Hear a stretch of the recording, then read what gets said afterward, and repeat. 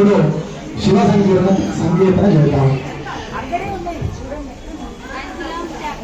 అందరూ కూడా గట్టిగా చెప్పాలి. హర హర శంభో దుర్గా బంధో, హర హర శంభో దుర్గా బంధో, శివ శివ శంకర భూతమతే, శంభో మహాదేవ శంకర శివ, శంభో మహాదేవ శంకర శివ, శంభో మహాదేవ శంకర శివ, శంభో మహాదేవ